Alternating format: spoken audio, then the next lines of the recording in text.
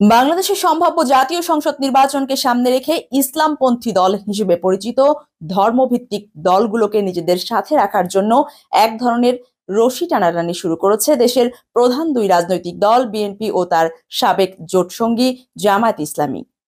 চরমোনাই পীর হিসেবে পরিচিত ইসলামী আন্দোলনের আমির সৈয়দ মোহাম্মদ রেজাউল করিমের সাথে এক সপ্তাহের ব্যবধানে জামায়াতের আমির শফিকুর রহমান ও বিএনপির মহাসচিব মির্জা ফখরুল ইসলাম আলমগীরের সাক্ষাতের বিষয়টি রাজনৈতিক অঙ্গনে এই মুহূর্তে আলোচনা তৈরি করেছে।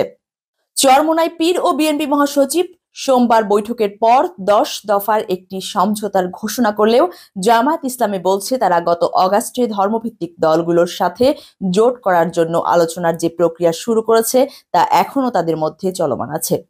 এদিকে বিএনপির স্থায়ী কমিটির সদস্য ইকবাল হাসান মাহমুদ টুকু অবশ্য সোমবারের ওই বৈঠকে রাজনৈতিক শিষ্টাচার ও 10 দফাকে স্বাভাবিক রাজনৈতিক ঐক্যমত হিসেবে আখ্যায়িত করেছেন।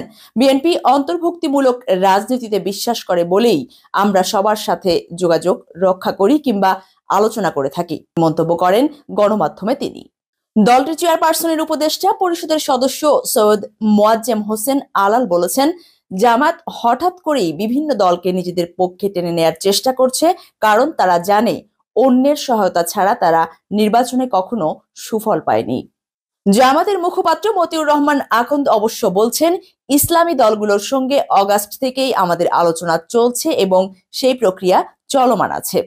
রাজনৈতিক দলগুলোর এসব বৈঠক ভোটকে সামনে রেখে জোটকে শক্তিশালী করা কিংবা ধর্মকে ব্যবহারের যে চর্চা দীর্ঘকাল বাংলাদেশের নির্বাচনী রাজনীতিতে হয়ে আসছে তারই অংশ হিসেবে দেখছেন বিশ্লেষকদের কেউ কেউ।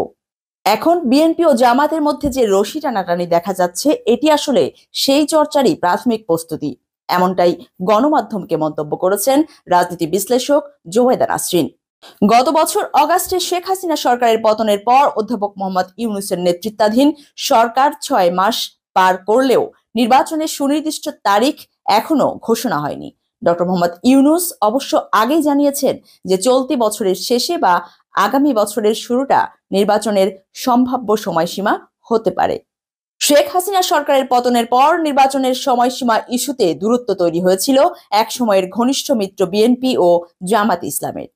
বিএনপি চাইছিল সংস্কারের পাশাপাশি দ্রুত নির্বাচন আর জামায়াত নির্বাচনের আগে সংস্কারকে গুরুত্বপূর্ণ বলে উল্লেখ করেছিল। এর জের ধরে দুই দলের নেতারা পরস্পরকে ইঙ্গিত করে আক্রমণাত্মক বক্তব্য দিতে শুরু করে। অন্যদিকে বিএনপির সিনিয়র নেতাদের কেউ কেউ 71-এ জামাত ইসলামীর ভূমিকা নিয়ে প্রশ্ন তোলে। দলটির একজন নেতা 5ই অগাস্টের পর ইসলামী ব্যাংক দখলের জন্য জামাতকে ইঙ্গিত করে নানা মন্তব্য করেন। এর মধ্যেই জামাতে ইসলামী অন্য ধর্মভিত্তিক দলগুলোকে নিয়ে জোট গড়ার উদ্যোগ নিয়ে আলোচনা শুরু করে।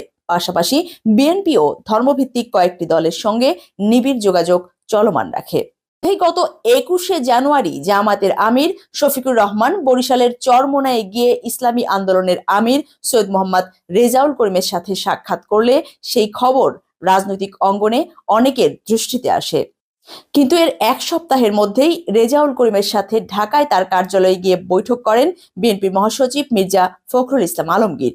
ওই বৈঠকের পর 10টি বিষয়ে দুই দল একমত হয়েছে বলে জানান দুই নেতা।